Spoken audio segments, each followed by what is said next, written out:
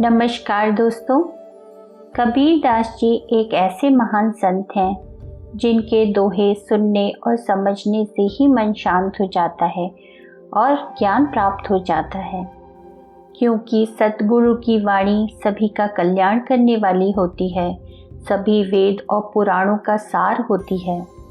कबीर दास जी ने गुरु की महिमा का वर्णन करते हुए कहा है, सतगुरु शरण में आन से आई टले बलाए, जय मस्तिष्क में सूली हो वह कांटे में टल जाए।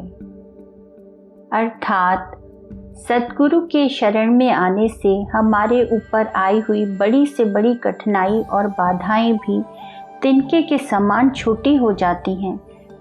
बड़ी से बड़ी बला भी टल जाती है, जैसे मस्तिष्क में सूली हो वह कांटे में टल जाए। अर्थात यदि भाग्य में प्रारब्ध के अनुसार सजाए मौत भी लिखी हो तो भी वह पाप कर्म हल्का हो जाता है।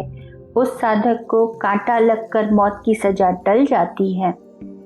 बड़े से बड़े प्रारब्ध भी कटकर समाप्त हो जाते हैं, क्योंकि सतगुरु की कृपा और उनकी शरण तो हमारे कर्म फल को काटने का ही काम करती है। सतगुरु बड़ी से बड़ी कठिनाइयों और परेशानियों को इतना कम कर देते हैं कि वो पता ही नहीं चलती। सतगुरु की कृपा और उनका प्रेम होता ही ऐसा है जो साधक का जीवन सुगम बना देता है।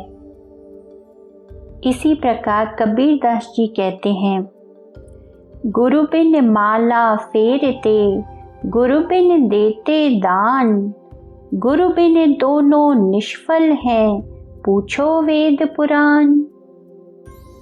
अर्थात बिना गुरु के, बिना गुरु की शिक्षा के, बिना उनका आशीर्वाद लिए, बिना सतगुरु को धारण किए अगर हम माला फेरते रहते हैं या फिर दान देते हैं, कोई भी सत्कर्म करते हैं, बिना सतगुरु से गुरु मंत्र लिए बगैर और गुरु की शिक्षा और मार्गदर्शन के बगैर यदि हम माला फेरते रहते हैं, मंत्रों का जाप करते हैं, गुरु के बिना दान देते हैं, तो ये सब चीज़ें निष्फल हो जाती हैं।